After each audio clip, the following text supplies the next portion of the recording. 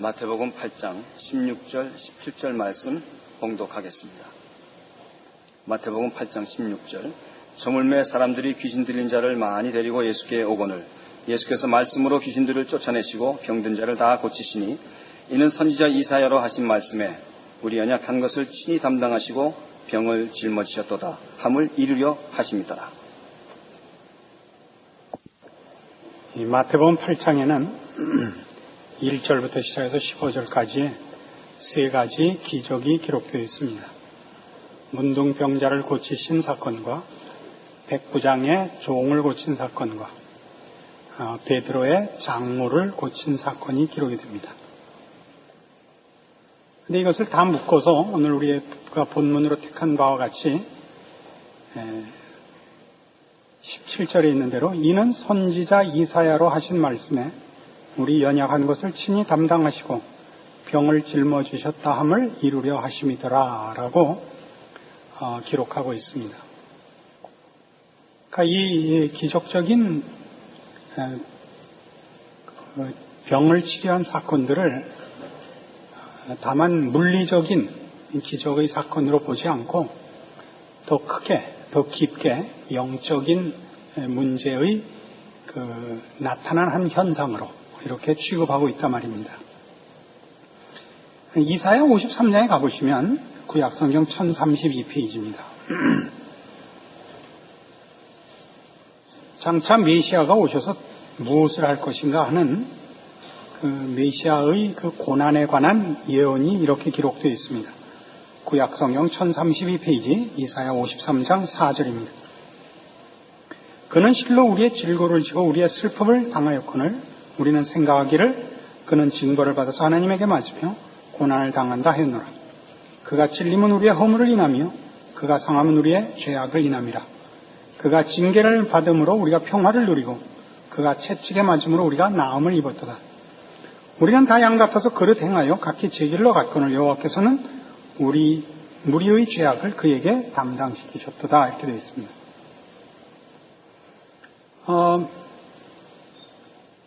(5절에) 있는 대로 이 예수 그리스도의 고난이 우리의 죄악을 인함이고 6절에 있는 대로는 우리 무리의 죄악을 그에게 담당시키셨도다라고 거듭 강조하는 대로 예수님께서 이 땅에 오신 것은 하나님 앞에 범죄한, 그래서 하나님 앞에 영원한 형벌을 자초한 우리들을 구원하기 위하여 오신 것을 이사야 53장이 분명하게 예언하고 있고 또 복음서 전체가 바로 이 예수 그리스도의 순환 사건에 그 초점을 맞추고 있습니다.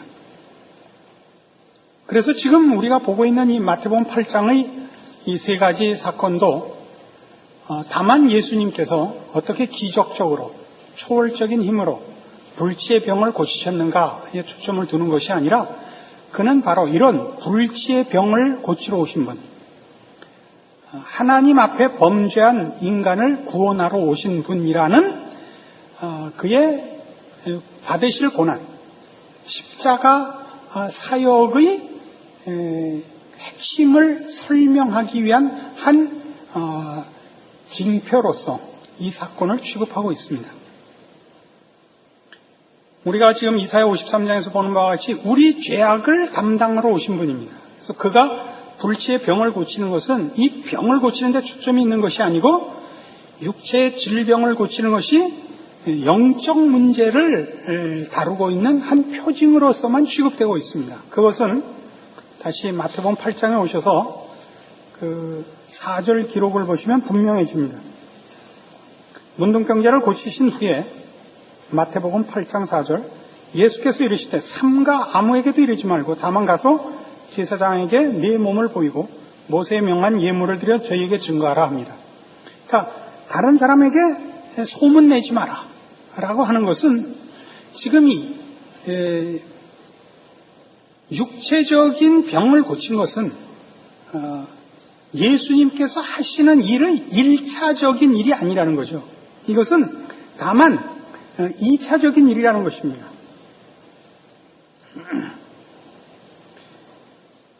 주님께서 육신의 치료의 사건을 2차적인 문제로 취급하고 있다는 것은 주님께서 오신 일이 이 일이 목적이 아니고 더 근본적인 일이 따로 있다는 것을 암시하는 것이고, 우리도 바로 그런 시각으로서 이 사건을 볼 줄 알아야 됩니다. 예수님은 이미 이 질병을 고치는 것이 예수님께서 오셔서 십자가를 지시고 하나님 앞에 범죄하여 해결 방법이 없는 우리를 고치시러 오신 분임을 이 사건을 통하여 나타내시고, 또 이 문둥병을 고침으로써 내가 바로 너희가 처한 영적인 문둥병을 고치러 온 그인이라 라는 것을 우리에게 가르치려고 하시지, 예수님이 오셔서 우리의 필요, 말하자면 세상적 필요, 우리의 개인적인 필요에 부응하시는 이 물질적인 것, 세상적인 것의 해결자라는 것으로 취급되는 것은 성경이 의도하는 바가 아니다 이겁니다. 왜 이 얘기를 이렇게 깊이 해야 되느냐 하면, 복음에 관한 그 성경의 설명을 자칫하면 오해할 수 있기 때문입니다. 분명히 복음서에는 예수님께서 그 천국 복음을 전파하러 다니신 모든 곳에서 말하자면 병자를 고치는 것과 귀신을 쫓아내는 행위를 자주 하십니다. 그렇게 함으로써 오늘 설명드린 대로 예수님께서 하나님으로부터 떨어져 나가 죄와 사망의 노예가 되어 있는, 고칠 수 없는 질병 속에 있는 우리를 고치러 오신 분이라라는 표를 그렇게 내신 것임에도 불구하고 피상적으로 복음서를 이해한 이들로 인하여 예수를 믿으면 병이 낫고 복받는다라는 등식을 만들었기 때문에 그렇습니다. 예수를 믿으면 복받습니다. 그러나 그것은 지금 예수님께서 이 문둥병자를 고친 것이 궁극적인 목적이 아니고 우리를 위하여 지셔야 하는 십자가가 궁극적인 목적인 것 같이, 즉 예수님께서 우리의 육체적인 질병에 초점을 갖고 있지 않고 육체적인 질병을 질 수밖에 없는 영적인 상태에 빠져 있는 하나님의 복주심과 사랑하심과 보호하심에서 떨어져 나가 죄와 사망과 부패와 질병 아래에 있는 우리를 고치러 오신 분이라는 것이 제대로 이해되기 위하여 이 병 고침을 시행하고 있지, 그것을 목적으로 하여 오신 것이 아닙니다. 그러나 우리는 바로 이것을 잘못 이해해서 예수를 믿으면 우리에게 필요한 모든 것이 일어난다는 식으로 자꾸 만들어가죠. 예수를 믿으면 건강해진다, 복받는다, 잘된다. 그렇습니다. 그건 언제나 영적인 겁니다. 예수님은 우리를 죄와 사망에서 꺼내셨습니다. 그래서 예수를 믿고 하나님의 자녀가 된 자는 하나님과 화목합니다. 그의 마음에 평화가 있고 그의 마음에 감사가 있고 그의 마음에 기쁨이 있습니다. 왜요? 하나님과 화목했기 때문입니다. 돈을 벌고 건강하기 때문에 행복한 것 아닙니다. 돈을 벌고 건강하고 형통하고 세상적인 권력을 가지는 것은 하나님이 필요에 의해서 우리에게 그것을 맡기는 수는 있어도 그것이 복으로 등장하는 수는 없습니다. 건강한 것과 똑똑한 것과 세상적인 지위를 가지고 돈을 번 것을 성경에서는 한 번도 복으로 얘기한 적이 없습니다. 우리의 복은 언제나 하나님을 아버지라 부르는 것이요, 죄를 거부할 수 있는 자리에 선 것이요, 거룩과 의의 병기로 자신을 하나님 앞에 바칠 수 있는 것이 우리의 복입니다. 예수님께서 이 모든 것을 말하자면 이런 십자가의 고난을 근거로 해서 펼치고 있다는 것은 어느 곳에서나 자명합니다. 마태복음 16장에 가시면 여러분 잘 아시는 이런 사건이 기록되어 있습니다.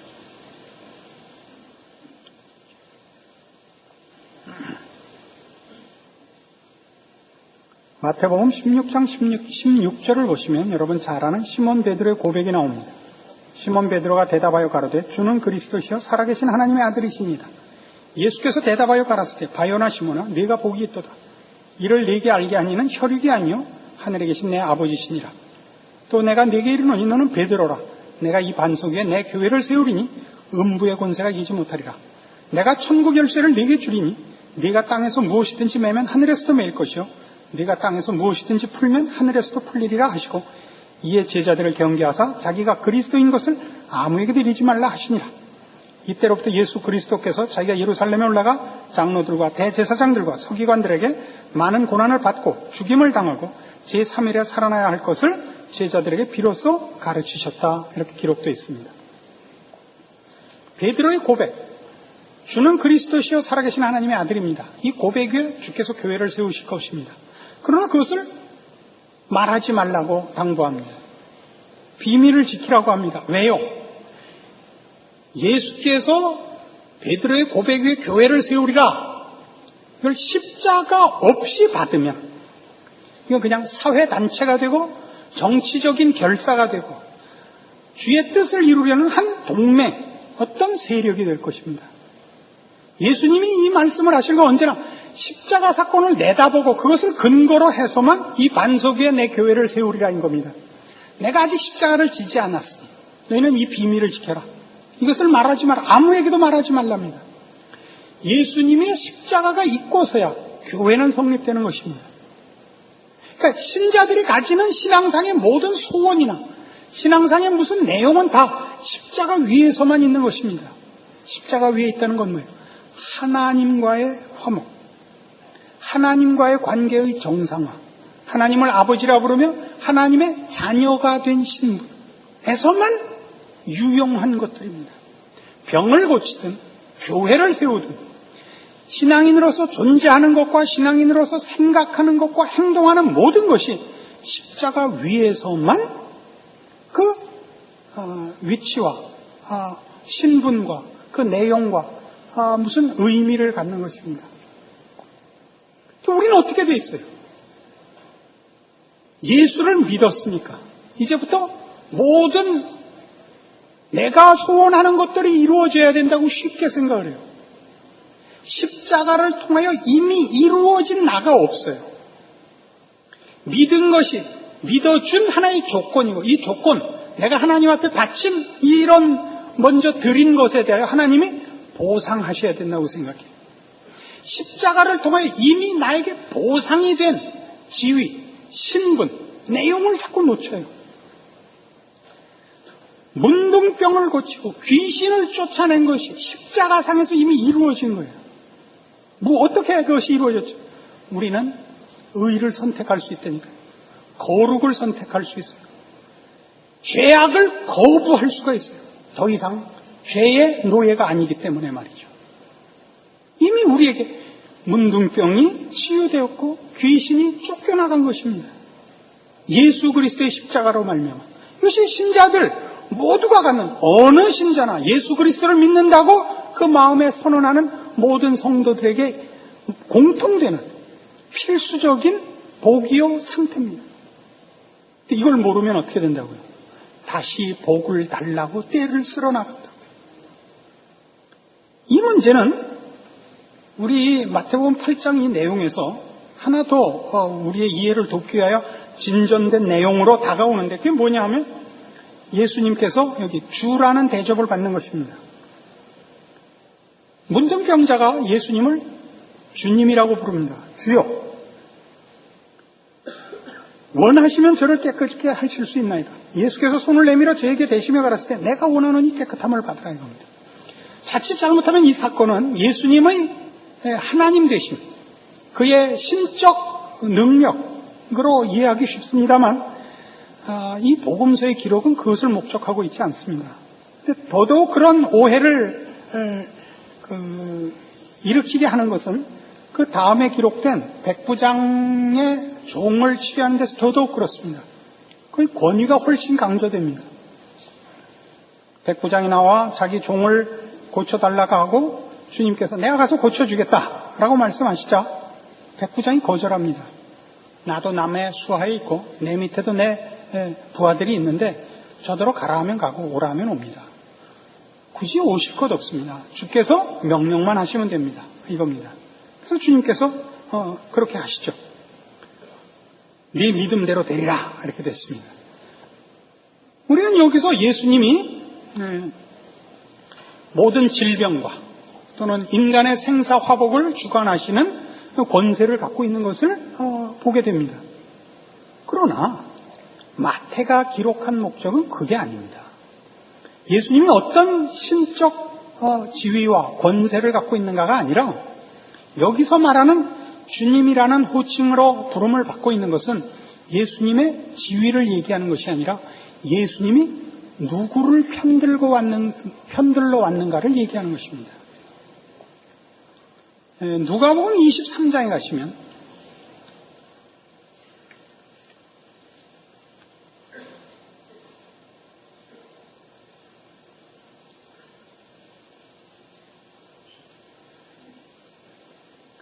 누가복음 23장 39절 예수님 못 박히셨을 때 양쪽에 달린 강도 이야기가 나옵니다. 달린 행악자 중 하나는 비방하여 가로되 네가 그리스도가 아니냐 너와 우리를 구원하라 하되 하나는 그 사람을 꾸짖어 가로되 네가 동일한 정죄를 받고서도 하나님을 두려워 아니하느냐 우리는 우리의 행한 일에 상당한 보응을 받는 것이니 이에 당연하거니와 이 사람이 행한 것은 옳지 않은 것이 없느니라 하고 가로되 예수여 당신의 나라에 임하실 때 나를 생각하소서 하니 예수께서 이르시되 내가 진실로 네게 이르노니 오늘 네가 나와 함께 낙원에 있으리라 합니다.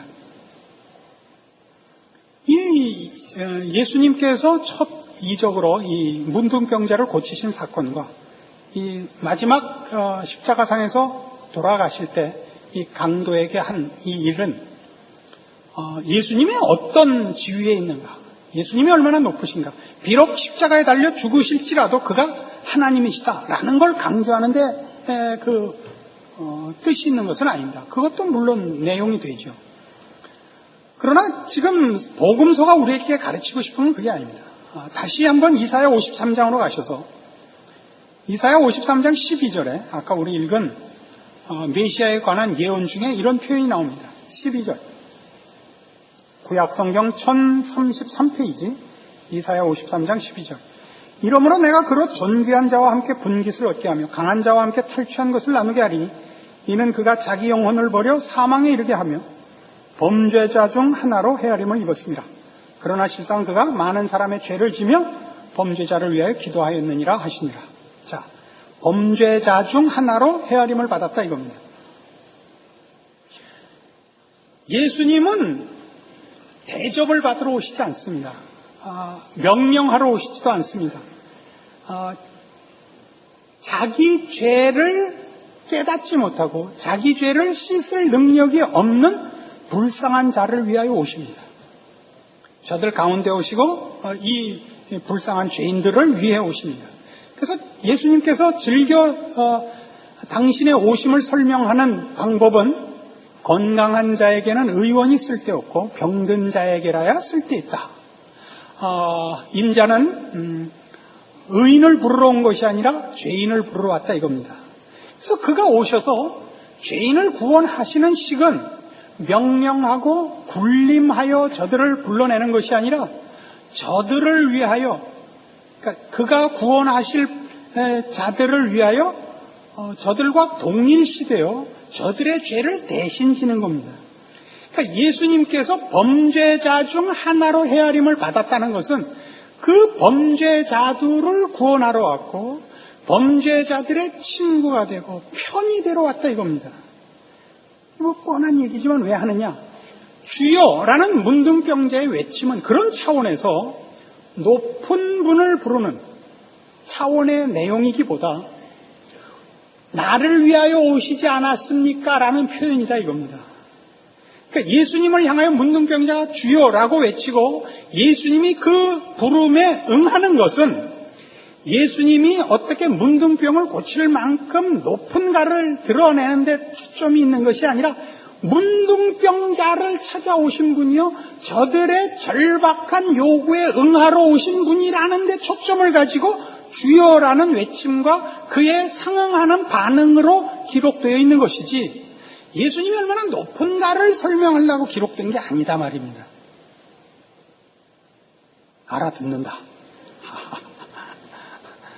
비가 이렇게 계속 오면 뇌가 기능을 좀 잘 안 할 텐데.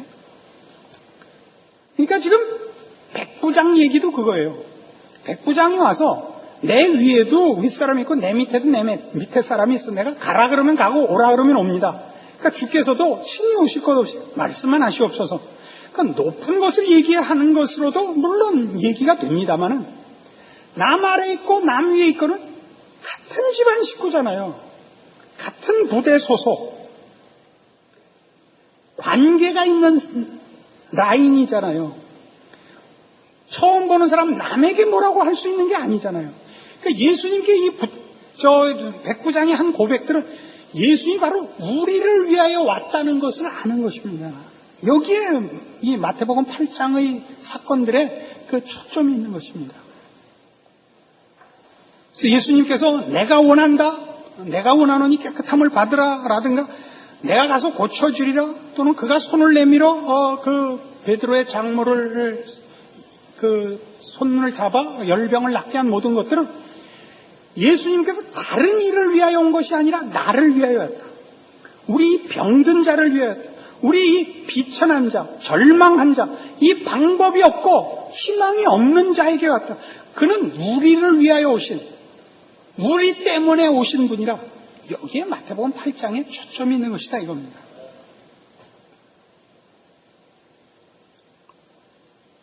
우리의 신앙생활 속에서 우리가 겪는 신앙상의 가장 큰 오해가 뭐냐 할 때는 예수 그리스도께서 십자가를 통하여 우리를 구원하셨다는 것을 제대로 모르는 것이 가장 큰 이유가 됩니다. 예수님께서 우리를 위하여 십자가를 지셨습니다. 그는 우리의 질병을 졌고 우리의 질고를 담당하셨고 우리의 죄악을 지셨습니다. 그래서 우리는 말하자면 예수 그리스도의 십자가로 뭐가 변하느냐 하면 하나님과 반목하고 하나님의 사랑과 복주심과 보호하심에서 떨어져 나가 죄와 사망과 부패와 무지와 더러움 아래에 있었던 자리로부터 하나님의 자녀라 하는 자리로 돌아옵니다. 그럼 그 다음에 다예요. 하나님의 자녀라 하면 다예요. 그 다음에 필요한 것은 그건 그냥 당연하게 쫓아오는 거죠. 누가 그를 손댈 것이며 누가 그를 대적할 것이며 누가 그를 해야겠습니까? 하나님의 자녀인데. 안 그래요?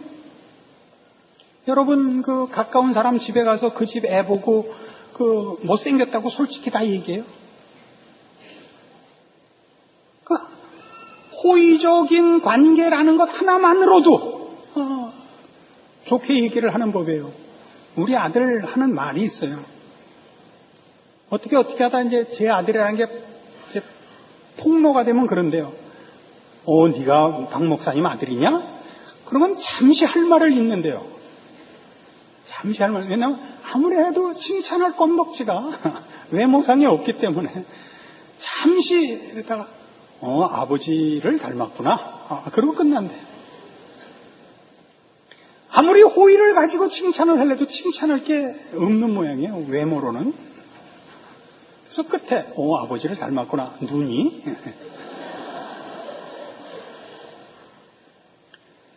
이 세상에서 우리가 살면서 고난을 받는 건 뭐죠? 세상이 모든 범죄한 인간을 가지고 괴롭히는 것입니다. 이게 뭐예요? 우리를 더럽게 만들고 무지함 속에서 방황하게 하며 자기만을 위해서 살아서 이웃을 해치고 자기를 해치고 살게 하는 것입니다. 돈을 줘도 망하고 돈을 뺏어도 망하게 하는 겁니다. 건강해도 망하고 연약해도 망하게 하는 것이 세상이 모든 범죄한 인간들을 그 죄와 사망의 노예로 붙잡고 괴롭히는 것입니다. 이제 우리가 하나님의 자녀가 됐습니다. 이 죄와 사망이 우리를 명령하지 못하고 우리를 괴롭히지 못합니다. 우리를 자꾸 시험하고 위협할 수는 있습니다. 우리 자꾸 집니다 거기에. 뭐 때문에 진다고요? 옛날에 세상에서 살던 버릇 또는 세상이 살아가는 모든 법칙에 대해서 크게 시험을 받는 거죠. 세상은 어때야 되기 때문에 약육강식이니까 갖고 있어야 된다고 생각하고 높아야 된다고 생각을 하는 것이 끊임없이 신자된 본분을 놓치게 하고 신자된 모든 특권들과 가진 바 복락들을 잊게 만듭니다. 그게 뭔데요? 하나님의 자녀라는 특권. 뭐예요? 모든 것을 소유한 신분. 필요하다면 하나님이 천군 천사를 동원할 만큼 사랑하는 대상. 필요한 것을 먼저 아시는 우리 아버지. 우리가 해야 할 것은 빛과 생명으로 사는 것, 의와 진리와 거룩으로 가는 것. 이걸 뺏기는 거죠. 왜 그러죠?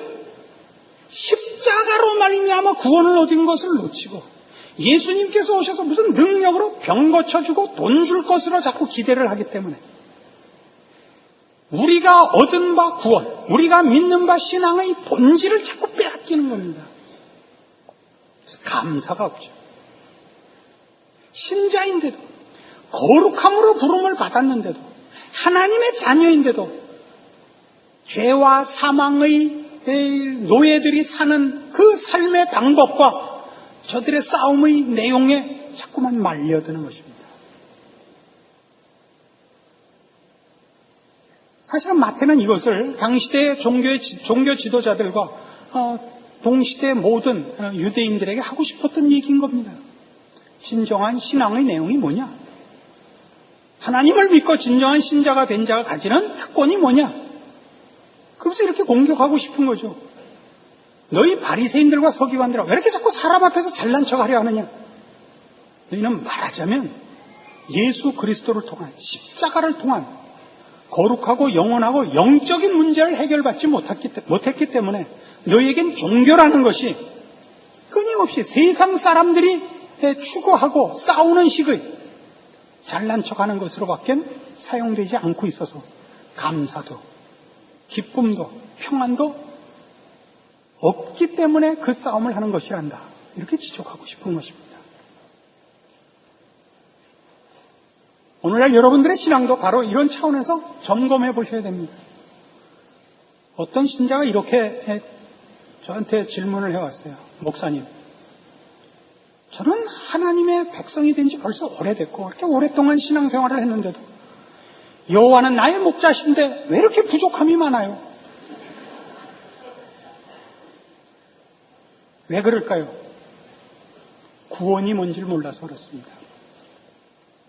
예수님이 우리를 십자가로 구원하셨다는 의미를 아직 이해하지 못해서 그렇습니다. 십자가로 말미암아 구원을 얻은 것을 알면 여러분이 안 가진 게 없다는 걸 알게 됩니다. 여러분은 언제 어디서나 아버지를 부를 수 있고 예수 그리스도의 이름으로 기도할 수 있습니다. 급하면 아버지를 부르면 되고 모든 일에 예수 그리스도라는 인감 도장을 사용할 수 있습니다. 여러분을 건들 수 있는 사람이 없고 누가 여러분을 대적할 수 없습니다. 여러분을 시험하고 홀리지 힘으로 여러분을 억제할 수 있는 대상이 없습니다. 여러분이 미혹에 빠져 있을 뿐입니다. 참다운 신자의 특권들, 자랑들, 본분들을 놓치고 싸워서는 안 되는 곳에 가서 싸우고 있는 것이죠. 질 수밖에 없죠. 디모데전서 1장에 가시면 우리 사도 바울이 이 문제에 대하여 우리에게 이런 고급한 그리고 분명한 신자된 자랑들을 확인시켜 줍니다. 신약성경 337페이지 디모데전서 1장 12절입니다. 나를 능하게 하신 그리스도 예수 우리 주께 내가 감사함은 나를 충성되이 여겨 내게 직분을 맡기심이니 내가 전에는 회방자여 핍박자여 포행자였으나 도리어 긍휼을 입은 것은 내가 믿지 아니할 때에 알지 못하고 행하였습니다. 우리 주의 은혜가 그리스도 예수 안에 있는 믿음과 사랑과 함께 넘치도록 풍성하였도다. 미쁘다 모든 사람이 받을 만한 이 말이요 그리스도 예수께서 죄인을 구원하시려고 세상에 임하셨다 하였도다. 죄인 중에 내가 괴순이라.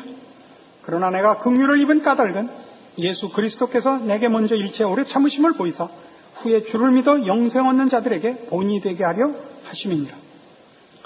바울의 이 고백을 꼭 기억하십시오. 성경의 인물 중에 바울만큼 뛰어난 하나님의 사람도 없을 겁니다. 그러나 실상은 성경에 기록된 최고의 인물은 스데반입니다. 스데반은 성령과 지혜가 충만한 사람이요 하나님과 사람 앞에 칭찬을 받는 사람이요 죽을 때에도 그 얼굴이 천사같이 빛난 사람이요 자신을 향하여 돌을 던진 자들을 향하여 아버지여 저들의 죄를 사하소서라고 기도했던 성경이 기록하고 묘사한 인물들 중에는 최고의 인물입니다. 그러나 뜻밖에도 스데반은 그의 설교에 아무런 회심자도 얻어내지 못하고 돌 맞아 죽습니다. 한편 이 바울은 하나님을 믿는다는 열심으로 오히려 예수 믿는 자들을 핍박하고 사형 집행을 하고 그리고 친히 스데반을 죽인 사람입니다. 그러나 하나님은 스데반을 쓰지 않고 바울을 씁니다. 스데반을 쓰지 않고 바울을 썼다는 표현은 어폐가 있습니다. 스데반도 썼고 바울도 썼습니다만 우리의 이해를 돕기 위해서 얘기를 하자면 스데반을 쓰지 않고 바울을 씁니다. 왜 그러죠? 바울이 앞으로 해야 하는 모든 하나님의 일들이 본인의 능력에 의해서 집행된 것이 아니라는 것을 확인시키기 위해서입니다. 그래서 그가 가장 큰 일을 했던 것은 어떤 의미에서 그가 가장 큰 약점을 갖고 있었기 때문에 가능합니다. 그의 약점은 다른 게 아니라 스데반을 죽인 것입니다. 그래서 그는 겸손할 수밖에 없었고 그가 하는 모든 일에 대하여 하나님이 하신 것이지 내가 한 것이 아니라를 본인도 알고 제3자도 알게 되었던 것입니다. 스데반을 죽여야만 됐던 일, 이렇게 말하자면 일종의 뭐라 그래야 됩니까?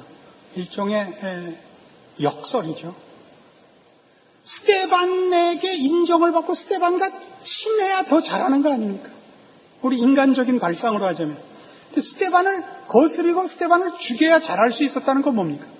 그가 하는 일들이 그가 만들어내는 일이 아니며 세상이 주는 일이 아니라는 얘기죠. 바울이 해야 했던 일은 하나님이 시키는 일을 순종하는 것뿐이었습니다. 그리고 그 일을 할 때 본인이 세상적인 것에 대해서는 그가 좋은 학교를 나왔고 그가 똑똑했고 그의 가문이 좋고 그로 쓴 것이 아니라 거꾸로 스데반을 죽였고 그가 죄인 중에 괴수기 때문에 그 일이 가능했단 말이죠. 뭘 얘기해요? 하나님의 사람을 쓸 때나 하나님의 사람을 불렀을 때 그들에게 주려고 하는 것, 그들을 통하여 나누려고 하는 것은 세상이 주는 것이 아니죠. 세상에 있는 것이 아니죠. 이해하시겠습니까? 바울을 유명하게 하고 형통하게 해서 쓸 수 있는 것이 아니라 바울로 하여금 끝까지 쓸모가 없었다는 지경으로 끌고 가서야 할 수 있는 것. 세상적인 자랑이 있을 수 없는 것으로 준비해야만 그에게 하나님의 일을 맡길 수 있었듯이 우리에게 주신 것 또는 주려고 하는 모든 것은 세상의 것이 아니고 세상에 없는 거죠. 뭐예요? 하나님과 화목하는 것, 하나님을 닮는 것, 하나님의 사람이 되는 것, 의와 진리와 거룩, 생명, 영원 이런 것들이란 말이죠. 여러분에게 기적이 필요한 이유는 뭡니까? 세상에서 한탕 하려는 것 때문이죠. 여러분이 예수를 믿으면서도 감사가 없는 이유는 뭡니까? 하나님이 여러분에게 허락하시고 구원으로 말미암아 준 것이 무엇인지 모르고 있거나 그 가치를 여러분이 하찮게 생각하는 탓입니다. 여러분 모두가 갖고 있는 것이요. 그 무엇으로도 바꿀 수 없고 거기다 무엇을 덧붙일 필요 없이 소중한 구원으로 말미암아 허락된 하나님의 자녀라는 신분, 그 영광, 그 운명. 그래서 여러분 이 말씀을 통하여 분명히 해두십시다. 이것으로 부족해서는 안 됩니다. 여기에 부족할 것이 없습니다. 덧붙일 것이 없습니다. 이것 외에 세상의 것이 여러분을 흔들거든 여러분이 잠시 정신이 나가는 것입니다. 우리 주 예수 그리스도께서 바울을 부르고 스데반을 부르고 베드로를 부르러 오신 것이 아니라 문둥병자를 부르고 나를 부르러 왔고 그래야 하나님의 자녀가 되는 이 복을 주셨고 그 무엇으로도 덧붙일 필요가 없고 부족할 것이 없는 하나님의 자녀라는 운명과 신분을 주셨습니다. 감사하십시오. 그리고 하나님의 자녀로 승리하십시오. 기도하십시다. 하나님 아버지의 은혜를 감사합니다. 우리 하나님께서 우리 아버지 되시고 예수 그리스도로 말미암아 우리가 그 자녀된 그 이상 더 바랄 것이 없는 것을 분명히 깨닫게 하여 주시옵소서. 이제부터 우리의 신앙생활은 하나님의 자녀로 사는 것이요, 주를 의지하여 주의 십자가를 앞세워 사는 것입니다. 십자가의 길을 방해하는 세상의 헛된 것들로 십자가를 외면하는 실패가 없게 하시고, 우리가 가고 우리가 서고 우리가 일하고 말하고 행동하는 곳에는 십자가가 있고 예수 그리스도가 있고 하나님의 자녀로서의 내가 있게 하여 주시옵소서. 예수님 이름으로 기도합니다. 아멘.